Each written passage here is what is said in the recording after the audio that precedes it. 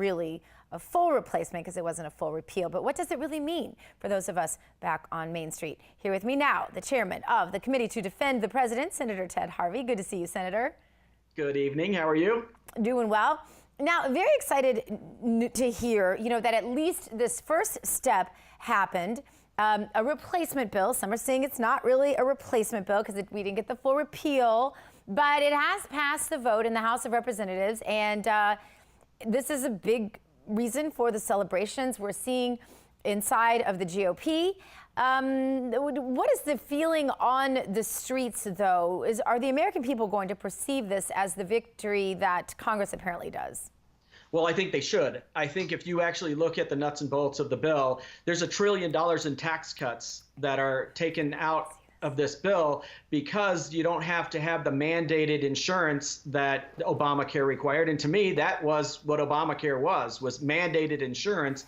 When if you didn't have the insurance, then you had to be put into the Obamacare government health program, and it does away with that. And it does away with about 12 other taxes that was part of Obamacare. And $1 trillion tax cut, that is huge, that is significant, and the American people should be celebrating that. And I do believe that it is repealing the worst parts of Obamacare, and hopefully going forward, the administration through rulemakings can continue to repeal some of the other things that Obama did that was horrendous. It does away with Planned Parenthood funding.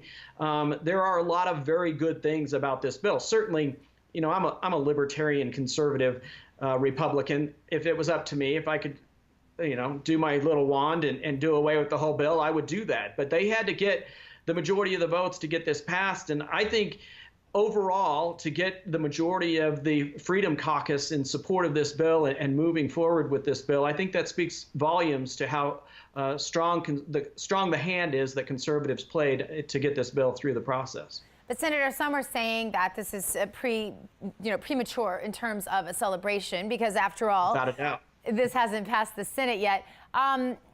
Do you think that the Senate will ravage this to an unrecognizable degree, or what do you think will happen there? Well, I've already seen Rand Paul make comments against the bill, and I'm a huge supporter of Rand Paul. I know him very well. And if he votes no, then that gets us down to 51 votes. Then we can only lose one more vote, and Vice President Pence will have to come in to break the tie. So there's going to have to be some significant negotiations going on in the Senate, and hopefully we can make it even more conservative down the line. But it's going to be a tough battle in the Senate, and there is no way to celebrate right now with a straight face and say that we've accomplished anything great, because we still have the other side of Congress that has to have their say in how this bill is going to be moving forward. All right, well, speaking of Vice President Pence, the president meeting today with Australian Prime Minister Malcolm Turnbull, and that, of course, in New York City, after a phone call about a month or two back that some say didn't go so well, where apparently President Trump reiterated that we weren't going to be taking the refugees that Obama had promised America would take, about 1,200 of them. But then a couple of weeks ago, Vice President Pence said, yeah, we will keep that promise because it's the right thing to do to keep the promise, even though we don't agree with the promise that Obama made. How do you think that's going to go down?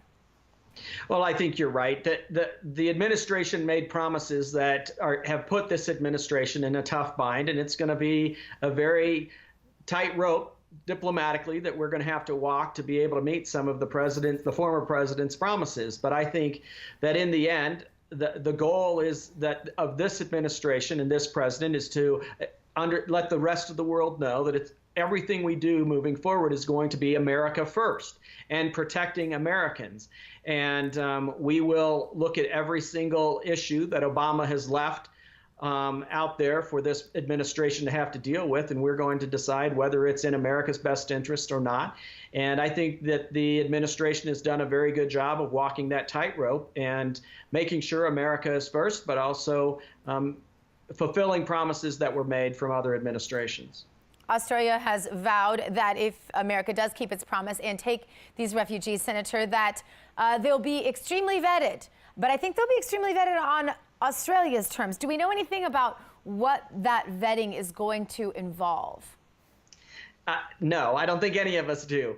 But I would hope that the administration will also do some extreme vetting on these individuals as well. And, you know, Australia and the United States has been incredible allies since World War I, not to mention World War II, when the United States was pretty much the protectorate for Australia. And Australians don't forget that. Australians will always remember how America saved Australia during World War II.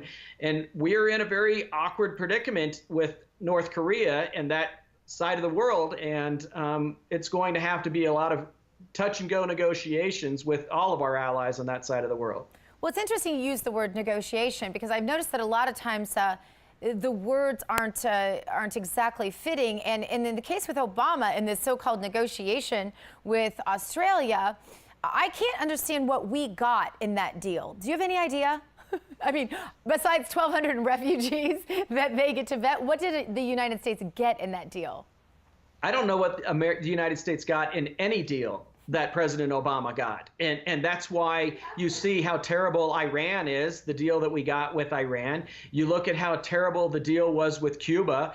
We didn't get any concessions out of Cuba to bring them into the world market. When President Clinton went to Vietnam in the late 1990s, he set out a significant path that Vietnam had to meet to be able to be a part of the world banking organizations.